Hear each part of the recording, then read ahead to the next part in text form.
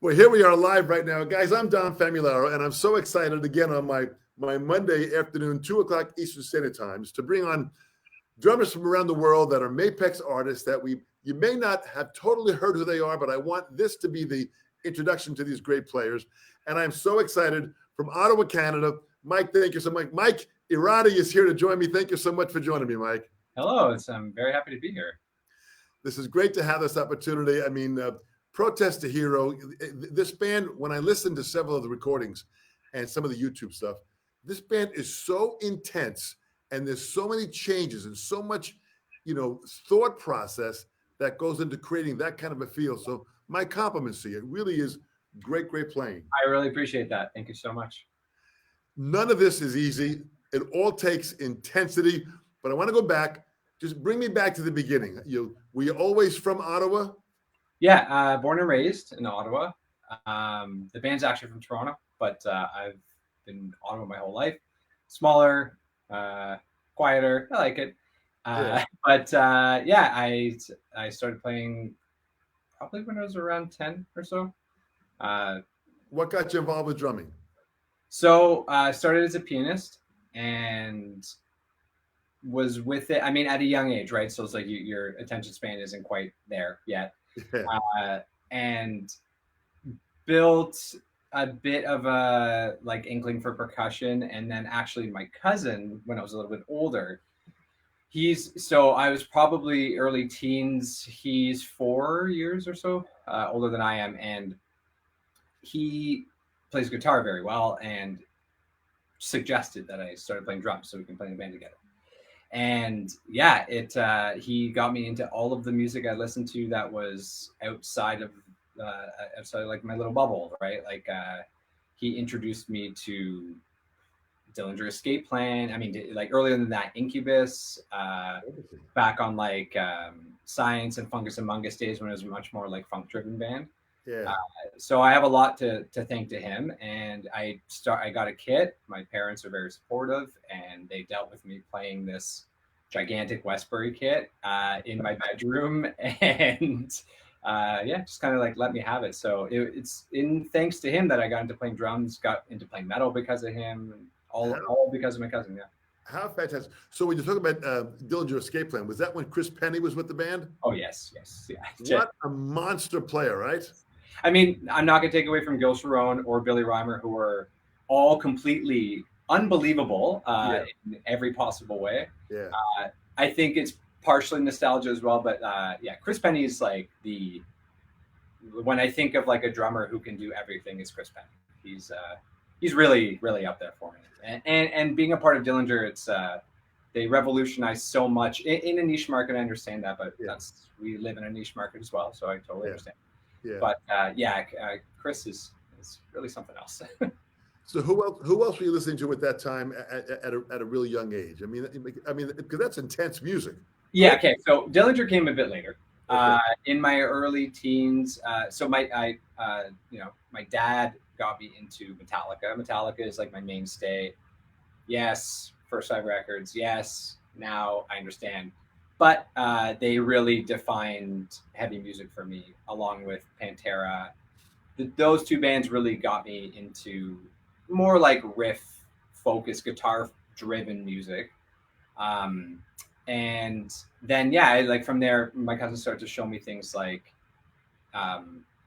Incubus and System of a Down and bands like that. And I went through like a heavy nu metal phase where I loved Korn and I loved like those bands right up until I started to get introduced to bands like Hope's Fall and Every Time I Die and Dillinger Escape Plan and Buried Inside from Ottawa were an enormous influence for me. And yeah, it just kind of what I thought was heavy just completely imploded, and I started to discover all these other bands.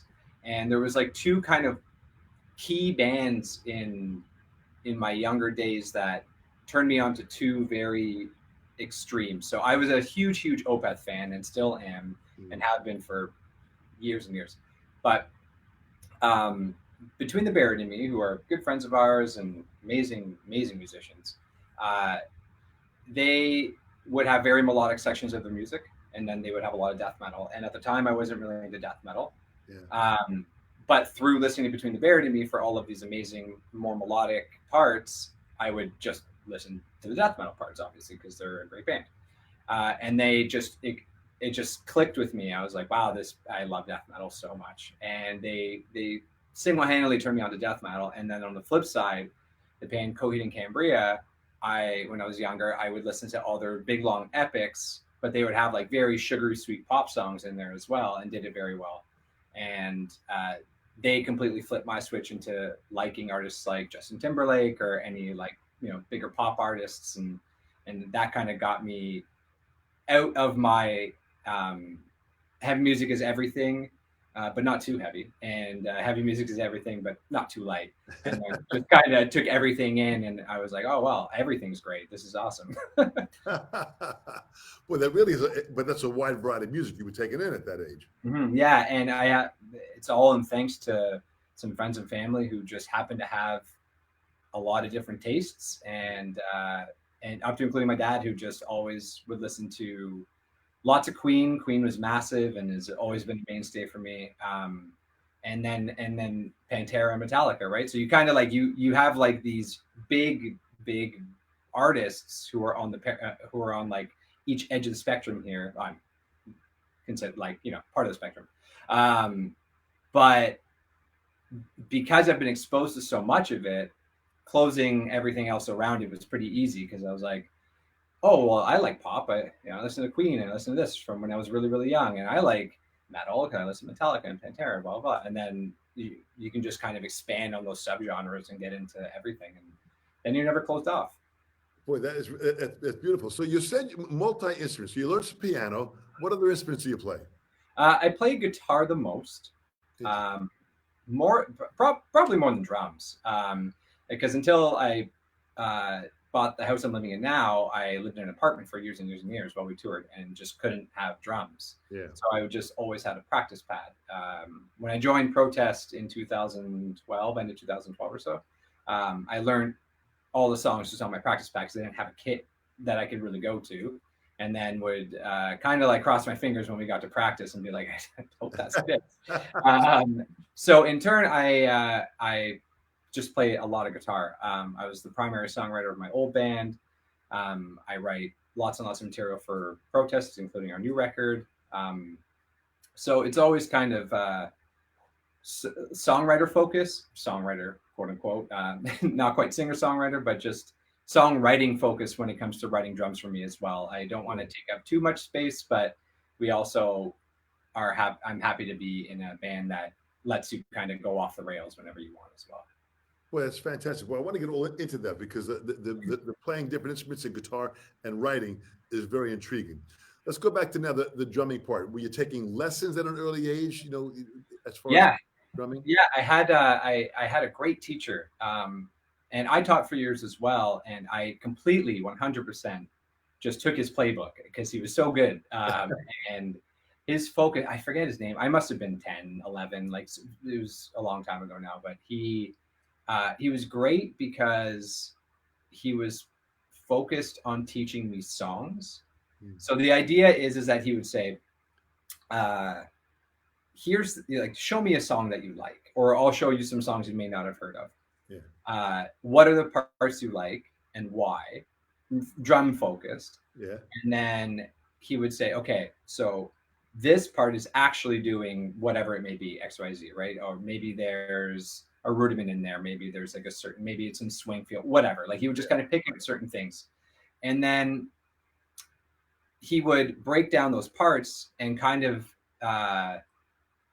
show me the why before the how, right? And that was kind of really interesting to me, because it immediately gave context as to why I'm learning something. And I kind of feel that's always the hard part, when you're just like, when you start learning rudiments and you're reading a rudiment book and whatever, you don't understand why that's interesting, right? Yeah. You're young, you're a kid, I just want to hit everything. So he goes, okay, you're going to hit everything, but here's why you're hitting everything like that. Yeah. So it was really important to me. And I remember the first song, not technically, the first song I ever played live was Monkey Wrench by Foo Fighters. I must have been like I don't know, 13 or something, whenever that song came out. And it was it was at the recital, and I couldn't get over the complexity of all the starts and stops and blah, blah, blah. Like it was this whole thing. But it was all to say, here is why you're going to learn this. This section that you like is why I'm going to teach you this rudiment or this beat or these patterns or this fill. So he was really inspirational. And then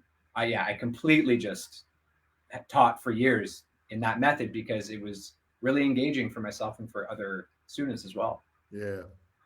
Well, interesting. So and this was in Ottawa area, right? Yeah, in like Barhaven, the most suburb of the suburbs. Like it just was, like was it at a music store, or was it a private lesson? Yeah, it was Nepean School of Music, and it was just like in this basement, like the most like white wall, the clinical lights, you know, like the whole. It's exactly what you expect from like a music school in whatever year that was. And there was like a comic book shop on the way up that my dad would always let me buy a comic book. And that was like my always, like every week I get a comic book, I practice drums, I get a comic book, practice drums. Like, he was bribing me. That's fantastic. So tell me about, did you have any siblings, or is there anybody else in your family? Is there music around in your family? Yeah, my sister, I have one sister. She is an amazing pianist. So she actually like continued to play piano, and she's a shredder. She doesn't play as much now. She's a mom and time for everything, right? But anytime she gets back on the piano, it's like she just never forgot anything, and it's kind of mind blowing how good she is. Yeah, it's really cool. She would always learn like pop songs because, again, it's the why, right? It's that you want to learn something that you like and that you're into. But she was more classically trained, so she can shred. It's cool. So your parents sound like they were very supportive of you playing music, and your sister. That's very healthy. In every way. Nothing that I have done in my musical career is not because of my parents. My dad bought, and I know how lucky I am to have them in my life. Like really, really, really awesome people. My dad bought a minivan, hates minivans. My dad bought a minivan when I first started touring and drove us everywhere, drove us into Toronto, into Quebec, into all these other places so that we can play shows. Dealt with us when we were like 16, 17 doing this. Like he came to every single show that we played. He bought every piece of merch. He's the man. He's really, really, really rad. That is an amazing quality to have. Absolutely. Parents that is that supportive as it was in my life. I there's no doubt any success I might have in my life was because my parents really empowered me to keep on going towards that musical dream. Absolutely. They never wavered. Yeah. Like I obviously, like when you slug it down the road for 8 some odd years and make no money with my old band, they were still supportive, but it got to, they were like, well, you good? And I'm like, yeah, sure. But they just continued to always support it. And then when I joined Protest, they were happy because we had toured together a bunch before, and they're like, it's people you know and you're friends with and blah, blah, blah. And it became obviously much more professional for me, and they were over the moon. And it's funny, my dad used to come to every show with my old band, but I don't think he's come to a show with Pro. He came to one show and he was there for half of it. He's like late 60s now, and he's just kind of like, I've seen it, but I feel like he was relieved in a sense, like where he was just like, I know you're good now. This is too much for me. I just get such a kick out of it. We do like song blocks live. I remember last time we played in Ottawa, the first song block ended after like 3 or 4 songs, and I just see him like getting his coat on, some Italian guy. It was like, oh, it's so good. Hey, the music with Protest the Hero is intense. Yeah, I don't know. Don't get me wrong. I get it. It's intense. So when you were taking lessons, there actually is a question here from Arthur. Arthur is a wonderful drummer from Ufa, Russia. Oh, awesome. You have got an amazing amount of countries here, and I'll go down in a second of people that are joining us right now. What drum books do you use for practicing, and did you go through any books when you were younger? Honestly, and I know this is awful, but thank you, Arthur. Not really. I did not go through too many books. I mean, sorry, I did when I was like taking lessons, but it was so long ago now, I just can't remember. But I did go through like lots of basic rudiment books, like just like your standard, like well-written, time test and true kind of thing, and went through all my rudiments, and have gone back on it because I found that I would get so focused on playing fast and get so focused on hitting hard or whatever that when I got like the ability to play my drums all the time, I just got way more into cracking open books again and or like taking lessons. I took a lesson from a good friend of mine at the beginning of the pandemic because I was like, this is awesome. He's an amazing drummer. And it was it just kind of like changed the whole game for me, where I was like, I'm going to focus on all these other things because I don't need to play at 290 beats per minute. Like it's fine. Well, I mean, that's pretty open-minded of you. I've got many dear friends who are fantastic drummers in Canada that are incredible teachers. The Paul DeLongs, the Rick Rattons, the Vito Rezes, the Jeff Salems. There are so many great players. Then on the West Coast, you've got, of course, Drumeo on the West Coast, which is great. Out of the Vancouver area, which is a whole nother online educational, resource that, out of this wonderful country of Canada, there is some great drumming education that comes out of there all the time.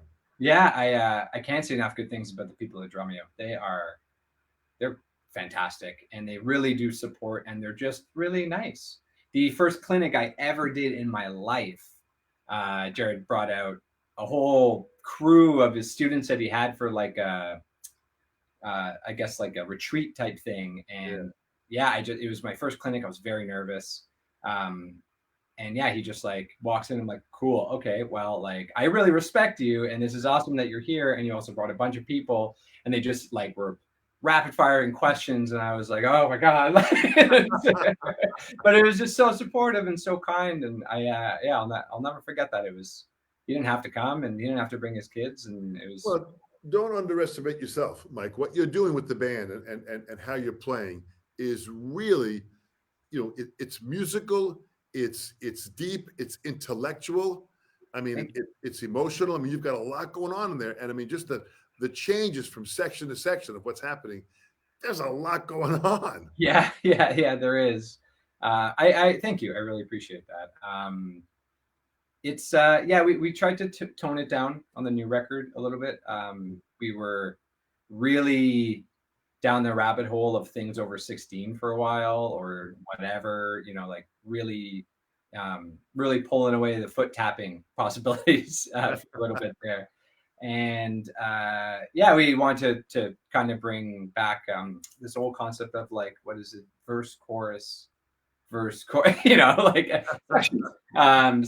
it's just more what we listen to, but we didn't want to lose the mass amounts of guitar and cool time signatures and fun stuff. So I do think people kind of got the aim, which we were a little bit worried about, that it wouldn't be technical enough.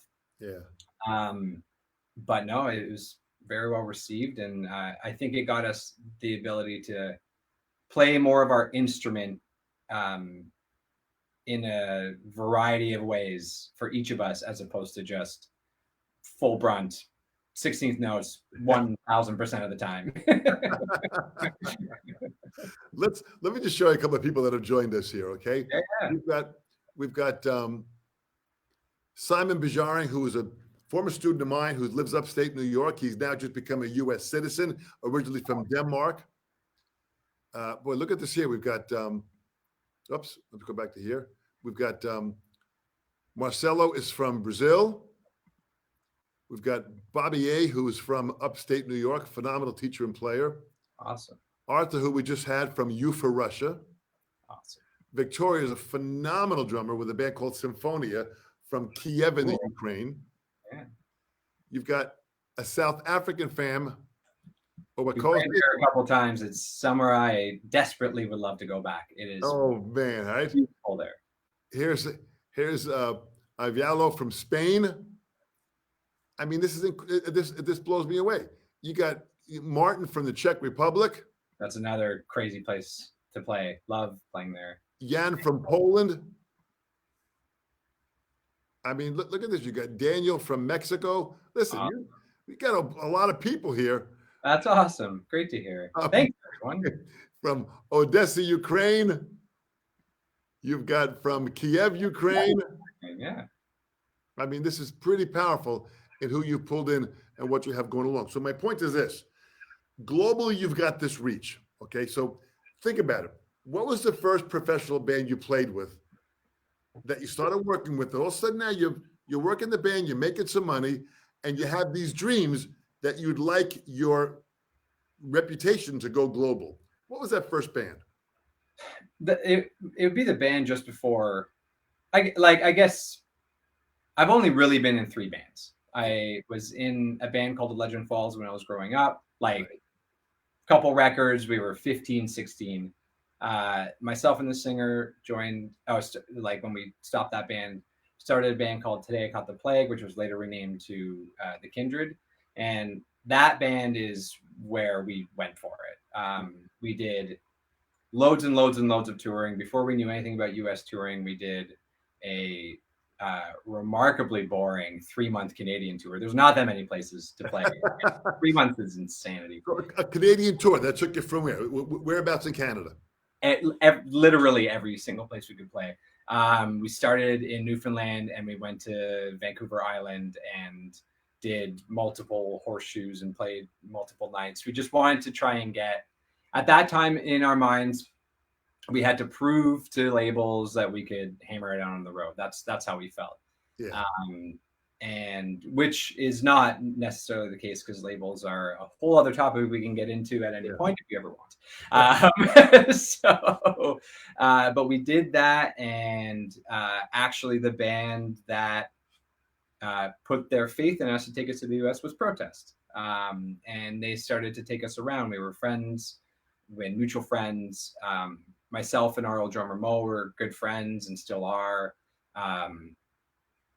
They saw in us that I guess that they liked what we did and took us out on a few tours and ended up getting signed to a label in California called Sumerian Records. Mm-hmm. And Tim and Luke, are like the guitar players from Protest, were having seen a lot in the music industry, and all of us being the same age, they were right there to answer any questions and like about the contract and stuff. They're just like the most supportive, wonderful people. Yeah. And it's something that I'll always thank them for. And then, that's that band. We did 8-9 years in that band and released a few records. So that first band, you get signed to a record deal, mm-hmm. and you hit the road. No, we hit the road for about 7 years and then got signed to a record label. But that's an interesting point. That's why I wanted to clarify that, because I mean, what you did the hard work and you earned the respect from a label. How old were you at that time when you were doing that? I mean, I'm 34 now. It was 10 years ago or so. So 24. So you're in your early 20s. Mm-hmm. You're hitting the road. What was it like hitting the road and traveling and staying in hotels and wherever? I mean, this is a whole nother experience, right? Yeah, it was the best. Honestly, like it was the best. I feel like I have some regrets of taking it too seriously, to be honest, and in that I was so focused on the business side that I didn't necessarily always enjoy everything else that I should have been enjoying. But it's what it is, right? You get tunnel vision on like your goal and whatever that goal may be. So, but it was an absolutely awesome time. We played all over the States. We played all over Canada with that band. I had a really fun time filling in for a band called This Is a Standoff in 2010. And they took me all over Europe for 2.5 months for my first time. Yeah. And that was such a great experience. Never been to Europe, so it was like really cool to just do it all at once. Oh, great. And it was wild. You sleep. We had 2 drivers, myself and our guitar player, and this is for my old band. And you would drive all night and then just like put the seat back in the driver's seat and wake up and just turn and just keep going. Like it was, you tour hard. You get paid $100 a night, if that, for a 6-person band with a 1 crew member. Yeah. For anyone who's touring, I mean, whenever we can do that again, but any young bands touring, there's a great tip in the US for Love's gas stations, and not trying to say do anything illegal here, but you can purchase a shower key and just swap it off to other members as you come out, because we couldn't afford to just all buy showers. So we would pay the whatever, $10 or whatever, and then just pass off the key, and we would all go through and then come back, and the last person who rented it would be like, thanks so much, like 30 minutes later. So you do what you got to do. But that's also great advice. That is what I call, when you're on the road, that's survival. It is, yeah. That's really being able to be cost effective. You're trying to save money. You're trying to earn a living doing what you love doing, and you're doing all the right things to really kind of like move forward with your career. That's fantastic. It was really, really good. It was, like, it's a lot of years and a lot of shows, a lot of tours, playing to absolutely nobody and then playing to lots of people, both very, extreme ends of that spectrum, where with Protest, we play at a festival with Metallica and there's like more people than you've ever seen in your life. Yeah. And then with my old band, we play to the one band we're on tour with and the sound guy and the promoter, and they're multiple times. So like it's and I'm sure Protest went through the same thing when they were young. Everyone has, right? When you're not a produced band, when you're not coming from a label's idea and you're not a session musician or anything like that, when it is your conception and your idea and you need to prove yourself on the road, you're probably gonna spend a few years scraping bottom. Like it's tough and it's hard to keep motivated, and it's hard to find the means. In between tours we'd work 2 or 3 jobs each and just try and get all the money and then go on tour, and it would all go away. But it builds character. But it also, this is where you get experience from. This is where the life experience and the music experience, you got to get to that gig and you got to produce 100% and you got to play your best. That's your product and that's your moment. And you're doing all that traveling for that gig and for that moment. Yeah, it's that's something we always talk about, is that when people say like, how's tour? And you're like, it's great, yeah. And they're like, just getting up there every night and playing, and you're like, if you're doing a headline set, it's like, that's an hour and a half out of my day. Yeah. That's it. It's the best part of it. Yeah. But there are, lots of other events that day that you have to do to get to that one thing. And that's the interesting thing. It's a very good point to make, Don, because like, there's so much in between that gig. It's wild. When we were supporting Protest first time in the States, they took us out and we were in our van, but they were in a bus. Periphery was on that tour and they were in a bus. And then a few, the other 3 bands were all driving themselves. And you're doing a bus routed tour, right? So now you're in a whole other world where you have a driver, like they have a driver that sleeps all day and then drives all night, but you don't have that. So in order to make the next gig, like if you are the person playing on stage and also driving, like in our case and the other band's cases, you do like, where do you sleep, right? So that's the tough part when you have to do an 8-hour drive right after a gig. You're throwing your gear in the trailer and you're hauling your van down the highway. In that level of intensity where you're on the road that way, and even on that first tour going throughout Canada, you then went down to the States and went throughout the States? So yeah, we did, with my old band, we did years of just touring Canada, and then Protest took us to the States. I think it was like 2011 or so. Can't remember exactly now. And that was our first US tour. And not too long after that, they had asked me to join the band. So we did 1 or 2 or 3 US tours with my old band. And then we parted ways. Actually, we parted ways on a Protest tour. So they were, it's a lot of back and forth. When I first got into Protest, I was still in my old band because we were already on the bill for that tour. Yeah. And so I played for both bands for about 5 weeks. So I did the opening set and then would play with Protest. And then the last show of that tour was my last show with my old band. And then my first show, I guess, technically fully as a member of Protest, which that was very exhausting. I can imagine. So what was it? So how did the transition, get you involved with Protest? How'd that come about? Tim just kind of asked.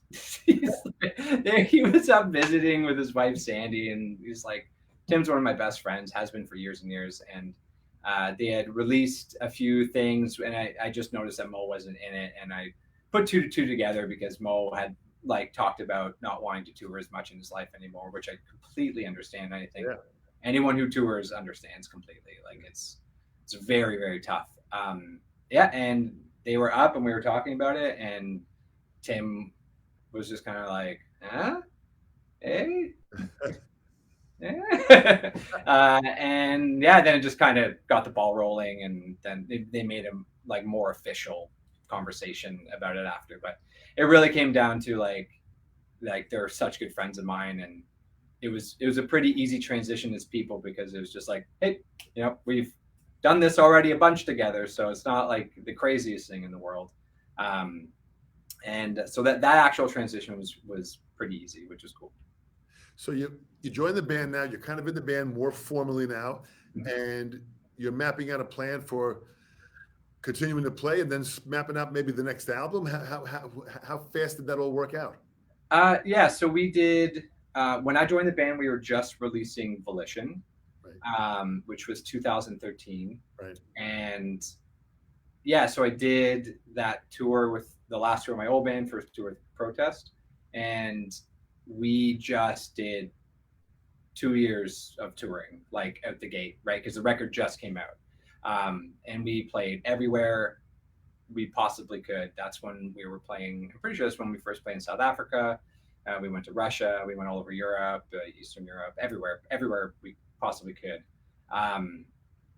And then we started to talk about a release, and we always try and think of something like as unique as we can, so it's not just kind of here's our release, then we're going to tour for 2-3 years, here's our release, and then like it's totally fine, but we just kind of try and think of something unique. So we did a kind of subscription based model on Bandcamp, where we released a song every month. So we would write and release a song every month.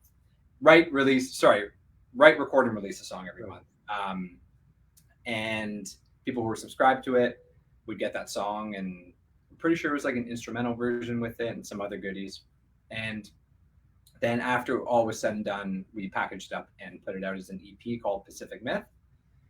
So that was my first recording with the band. Pretty sure that was 2016. And it was super fun. It was really different. It was very stressful because we had to, you're trying to write the best thing you can, but you have no time to go back on it, right? So it's, you just want it, you're like, cool, this concept's interesting, let's go for it. And then if there's a riff you don't like, it's kind of like, do we just keep it? So luckily we have a good riff bank where we would be pulling everything from. So it worked out. Very proud of that release. And then we started to tour that. Did a bunch of shows with that and Volition, and then we started to write the new record, and then the world exploded. So we haven't really toured that. So we just couldn't do anything with it. And the most proud I've ever been of anything musically I've ever done. And same with the guys. I'm very proud of them. I think everyone really stepped up. Yeah. It was an arduous writing process. It was just a lot of back and forth of, what, when, why, how, whether it be the writing process or how are we going to release it? Just, it was a ton of questions. Like, are we touring? Are we not touring? Like, we had no idea. Yeah. And then, it came together. And I remember the day, like, I saw a physical copy of it. It was just like, wow, that was like 3 or 4 years in the making. Like, it was a lot. So talk about some of the writing process. How involved are you in with the writing process? I'm really, really involved with it. So I write a lot of guitar and bass where we need it, and drums as well. So yeah, I usually get like a riff idea or a song. We try not to do full songs because it's a lot to just kind of drop on somebody. Right. With my old band, I would write full songs because I was just kind of the person who wrote a lot, like not for any reason, just I like writing a lot of music. So yeah, I got used to just like writing sections and then putting some drums to it, and just we write in Guitar Pro a lot because you can leave notes and it's visual and you have notation, and it plays back in MIDI, which is great. So you can kind of get the idea across a little bit better without having someone to learn it or record it. Right. It's just a bit faster for an initial skeleton. So I can just like essentially jot something down. Here's a basic idea, and then you get a little bit of back and forth via email or whatever, or phone call or in person, and so I just have a ton of music that I write, and a lot of riff banks, a lot of ideas that we, hey, we can change the key here and change the tempo and it'll work with this and things like that. It's kind of like actually Hans Zimmer. I'm really big into like movie scores. Hans Zimmer is like my top guy. He's a brilliant person. But he does. I was watching some of his masterclass, and he does. I'm sure a lot of people do it as well, but I like to think that I just have a bit of a connection with Hans Zimmer here. But he, when he's writing the song, he has all of his parts, and then at the end of the file, he has just all of these other sections and ideas that could maybe fit within it. And so all of his songs have these like piles of ideas at the end that you just kind of like Lego block and then build transitions. And that's exactly what I do. And I was just, again, I'm sure it's very common, but I was like, you and me, Hans, right? Yeah. That's actually, I had the chance of speaking with Stuart Copeland, who is, also does a lot of composing. And he says he gets an idea and he writes a part or an idea or a feeling or an emotion, and then stores it. He labels it and stores it. Yeah. And then when someone comes up and is looking at that, he goes down to that kind of music and does the research. So that's probably a very, very common way of doing it, but that's a very intense way of writing, to be able to do it that way. Where do you get your ideas? What motivates you? I don't know. It's I have these like periods where I just don't write like anything. I don't touch an instrument. Nothing comes. I'm interested in something else at that time.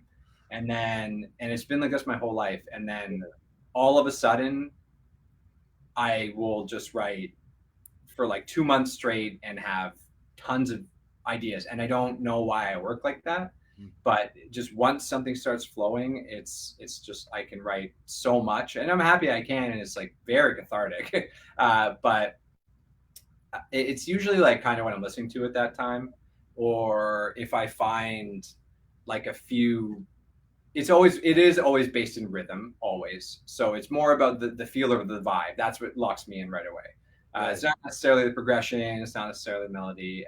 Sometimes it is, but for the most part, it is. I will really dig into a certain rhythmic quality that I will really, really enjoy.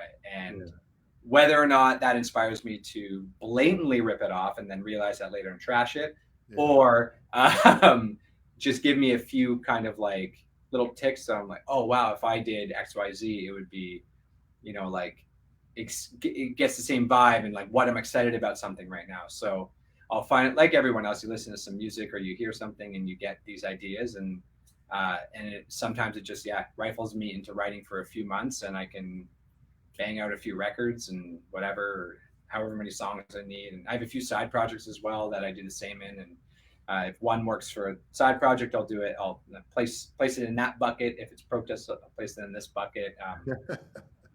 Who knows? That's a fantastic way of writing. So in the new album, From the Sky, which I thought was just intense. Thank you.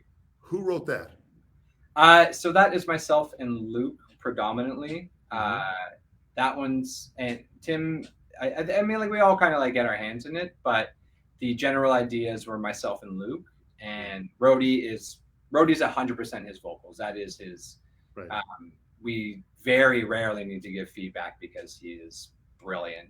And melodies, harmonies, lyrics, like all that is him, and he just crushes it.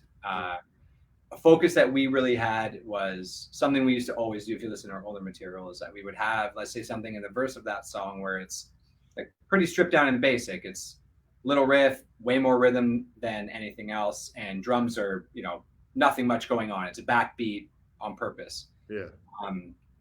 And what we would used to do is just throw crazy leads over everything.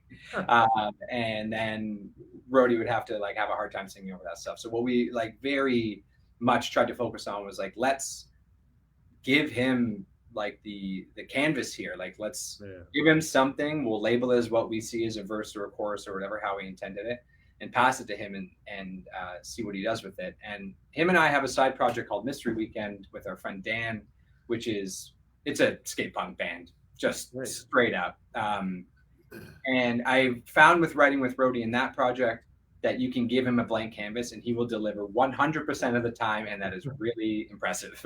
So I was kind of like, hey, let's strip this down, because like he's really gonna nail it, like I guarantee it. And then parts that we didn't know, Luke and I were writing some sneaky leads where we would just write a lead over top of it and then just mute it. And if his vocals finished, or if he didn't see that part necessarily fit vocals, we could just kind of like fly in a lead that we wrote, and it would like fill up that space, or orchestration or anything like that. So yeah. But what an interesting way of writing. That's actually pretty interesting. So what as far as a business standpoint are you all involved in the publishing of it? Do you share publishing rights? How does the business of the band work? Right. So yeah, we have no label, but we have distribution. But Luke has a company called Sheet Happens Publishing, which is a hilarious name, and I will cherish forever. Where they do tablature and notation and package it up in these beautiful books. And then they actually started doing, well, they do a bunch of other really cool stuff, like jam tracks, and awesome. They're great. But now they've actually started to release like vinyl and release some bands' records, and they do a really good job. And they have, it's like very artist focused, which is awesome in terms of like the percentages. It's always very in favor to the artist, because Luke was like, nothing's ever in favor to the artist. So let's just do that, because I am an artist and also have this company, and they just do a great job. So we released this record through them, and which like in part is through Luke and who's in our band. But I gotta say, they crushed it. They did such a good job. The quality is top notch on everything. Luke has a very keen eye for design, and like especially vinyl releases. And anyways, they did a great job. So all of that, we own everything, which is great. Distributed and released through Sheet Happens for this record, and I honestly couldn't be happier. They killed it. Listen, it's so great you're doing it, and as we know, Sheet Happens. Yeah, right. Isn't that great though? They've had Tim and Luke started that company years ago, and just I remember just being like, this is good, guys. This is great. This is the question we got from Marcella. Check this out here. Yeah. Could you please talk a little bit about Same Fears project? Oh, Same Fears is a side project of mine that I do completely on my own. So I play guitar, bass, and drums. And I also do vocals. And it is a project that is entirely for donations. So I'm lucky enough that I can record at home now and produce music for pretty cheap. I have a lot of software that I've bought for every other reason. Yeah. So yeah, I released a record a couple years ago. I just released a single recently, and all that music, the money that's made from that band is donated to the Canadian Mental Health Association. And recently it was also donated to a few other ones for, lots of things that are happening in the world, let's say. So it's a project that is near and dear to my heart, and it's still very aggressive music. It's just not for everyone. But yeah, it's just somewhere I can write entirely on my own, record entirely on my own, and release it however I want, do whatever I want with it. And then all of that money is just purely for donations to, I think, people or places that need it a lot more than I do. So, well, what a great altruistic point of view. Thank you, Marcel, for bringing that up. So when you write this and you're involved, are there charities that you focus on at all with this? Yeah, I recently did release this song, and so a singer of a band that I really love, Power Trip, passed away, and they were putting donations to it was a charity in Houston. Off the top of my head, I forget, which is terrible, but I wanted to kind of support that donation to people in need there, and then also half of those of the money made is to go to the Canadian Mental Health Association, and that's kind of always the aim. Is that like mental health is very important. I think a lot more important than people realize. I think people are kind of feeling it now, always being home, but it shouldn't be something that is kind of whispered about. Like it should be just as out there in the open as, you know, oh, I broke my leg and or I sprained my finger, and I can talk about this openly.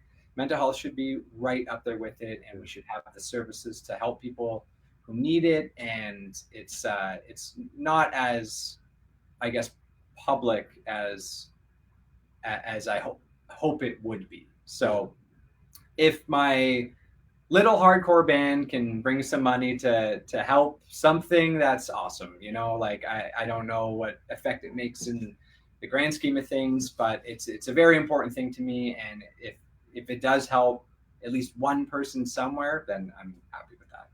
Mike, that is absolutely fantastic. And I wish there were more people like yourself that did that. I think that is an extremely important effort in the music industry, that we have to learn how to give back. I appreciate that. Thanks. That's what you're doing, which is fantastic. That really is very helpful. And I'm sure it's helping many people that you don't even know about. And that's the hope, right? It's all you can do. Is like, I don't know who may be affected by it, but hoping people are, and at the very least, I hope people just like me screaming over riffs, because you can take a listen. At the very least, there's some other riffs out there, and that's always fun. So that's fantastic. Let's talk a little bit about Mapex Drums. You've been with Mapex since 2013, I believe. Yeah. Oh, yeah, 17 years, which is fantastic. Oh, 7 years. Yeah, I was like, oh my God. I've been with them for about 30 years. So. And what happens with this here is you got a kit that's back there, which I believe is the Black Panther kit, right? And this is a custom kit? Yeah, so it's Canada doesn't have as much of the identity stuff. It's just not, it's regional, right? It's totally cool. But shout out to Dave Lawrence, my rep here, who is, I call him my drum dad, because he's just the sweetest person. We travel together when we do clinics. I've been friends with him now forever. What a great guy, man. I just saw him in Vancouver at the Drumeo Festival that happened earlier this year. Great guy. He's a fantastic, hardworking, dedicated, drummer at what he does. Boy, that's good for you, Dave Lawrence. Good guy. Yeah, he's honestly like, we just never feels like talking shop ever, and has never felt like that. So once we started doing clinics together and we were traveling, just the two of us, it was hilarious. So anyways, he got me to try the new mounting system for our new record, and try the Black Panther kit for the record, and it sounds brilliant on that album. And then kind of everyone Mapex International was like, do you want to try one of these kits at home, kind of thing, and got me to pick all my hardware, which is nice black on black with like the matte finish. It's just so nice. It sounds so sick. So I no qualms there. What sizes are those drums?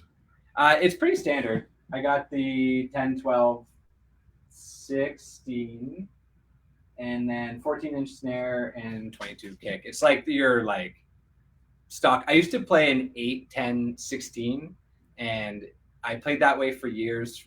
Not really for any reason. I like the sound, but I could also just tune my kit however I wanted.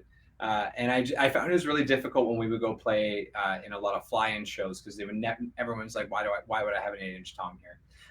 So I would always have to drop it or set whatever. So when I switched a few years ago, and I was just like, I'm just going to go back to the standard sizes, because they're great. And so stock sizes all around, loving it. This kit sounds amazing. I'm all about it. So you played an 8-inch, a 10-inch, and a 16-inch? Yeah. Mike, I don't know how to tell you that, but that's really weird. I know. And I did for years, and everyone used to grind my gears about it. And I just never thought it was that strange. I'm like, I don't know. I'm like, a lot of definition up here and a lot of resonance down here. It's just the way, And so it would almost be, it's funny now in context, if I like go through them at sound check, it's like sounds halfway to a rototom, and then I would like finger tighten my floor tom because I wanted that slap, and you know what I mean. And Yeah. so it was a huge range. I know. And how big was the bass drum? 22 still. It was never anything crazy. Always 22. Yeah, I did play for when I was younger. I had a 20 by 20, which was it was this little like rocket ship that I loved it. It was a really cool kit. Like friend of mine built them, called De Facto Drums, when I was quite young. I built really, really cool drums, and for a few years, and we were like, of course, we're going to support our friend's company. But yeah, that little 2020, everyone would always ask about it because it's just such an odd shape, right? It's like a cylinder. But it was very punchy and very articulate. I really liked it. 20 by 20s. Hamsters use that to work themselves in 20 by 20. Yeah, it's like a little workout for them. When it did, I put a few in there to get me warmed up before I play. It's pretty good. So how did your relationship with Mapex begin? So actually, Mo was with Mapex before me, and he pretty much was like, "Hey, Mike is gonna play drums," and Dave was like, "Hey, man, you want to play Mapex?" Like, honestly, there was nothing to it. I was already with Zildjian, who are incredible, and yeah, they just like it was as easy as that. It was a couple emails, and Dave was like, "We would love to keep you with Mapex," and I was like, "I love Mapex," and he was like, "Okay, well, here you are." And I was like, "Thanks." It's so fantastic, but I want people to realize that it's not so much as easy as that. You put in hard dues. Right. Listen, you were playing your tail off, playing with the band, you're taking over for Mo. I mean, this is this was not like you were coming into a Holiday Inn lounge gig either, No. So and that's kind of the thing is like when I say this part of it, if somebody doesn't care to know anything of like pre-protest, it just sounds like I got off my butt and then here's an endorsement and go tour everywhere and that sort of stuff. But it's like, no, there was also 12 years of like scraping bottom while having fun and expressing ourselves as musicians. But really like $0 and no endorsements whatsoever. So as every drummer knows, it's drums are very expensive.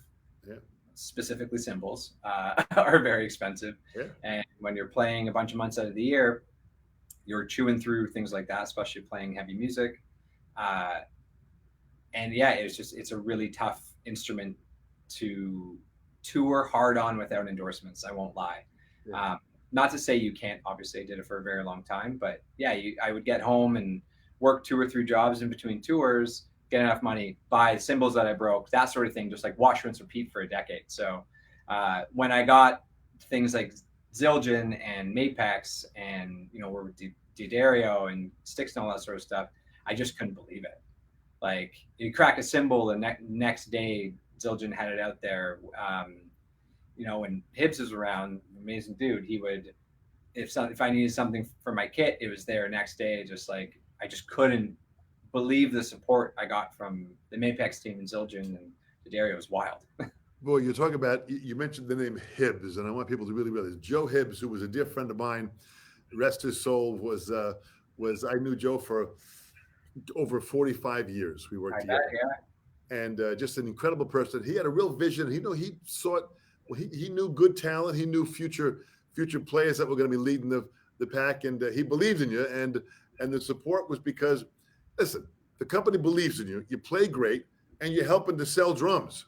Bottom line is you're getting people excited about the product. This is huge. So before my relationship with Dave became what it is now, Joe just like day one was just so sweet and kind. Like anything I needed, just a chat. Great guy. Yeah. Like very much a wonderful human who I am happy to have known in my life. He's a really great person. How great, right? And we got, look at this here. Dan, Protest the Hero. You've got some serious fans here. That's awesome. Frank Perry, a phenomenal drummer, plays an ambisymmetrical drum set where the drum set has got evenly on both sides, an intense player, an educator. He says, thank you so much. And to Mapex, another Mapex part of our family. You know, it really is. It's listen, I got to tell you something. In this conversation we've had, you've got people from all around the world, which means you've put your dues in to get around the world to play. That when word got out that we were going to have this talk together, they came out to support you, which is pretty powerful. That's awesome. It's yeah, it's very humbling. Especially not having done anything in the last little bit publicly because no one can. It's cool to see this, and it's been a great time chatting and shooting the breeze with you. Oh, well, Mike, listen, in the 7 months of the insanity of this pandemic where we are right now, it sounds like you're still keeping busy. You're still communicating with people. You're still writing. You're still researching. You're learning on your own. You're doing a lot of stuff to still maintain a real positive attitude. That is fantastic. I appreciate that. Thank you so much, Tom. So pandemic is happening, 2021. You're still doing some writing. You know, I think we're going to hear some more great things from you in the future with all your writing. You're going to keep on filing all these different ideas now, right? My Rolodex, my Riffidex. You mentioned Rolodex. Now, there's a term that I'm not sure many people even know what the hell Rolodex was. I know. It's this old file. It doesn't have a search on it, but it worked really well. Yeah. Well, what would you say? What, in a closing comment, what would you say to this next generation if they want to go out there and write their own music? What kind of advice would you give to this next generation? Don't compare yourself to others. It doesn't matter. Just do what you want to do. Play how you want to play.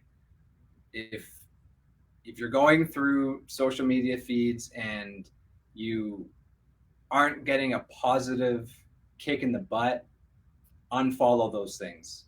If you are watching musicians or artists or anyone that doesn't inspire you and instead brings you down, get rid of it. It's nothing. Don't do it for the likes. Just write what you want to write, play how you want to play, do your own thing, grind, and the rest will come. Boy, that is very well said, Mike. It really is great to hear that. And, you know, you are a great role model for musicians that are out there. You're still in the core of being able to create this wave. You're still doing it. I wish you the best of luck, continued success. Have fun along the journey, and let's get past this pandemic so we can come out and hear you playing live. Awesome. Thank you so much. It was a pleasure to have this conversation with you. Mike, thanks so much. Stay well. Everyone that joined me, all the different people that were here. Bruno Muse just joined us from Belgium, from Antwerp. Man, you got it, man. You pulled them in from all around the globe, Mike. That was fantastic.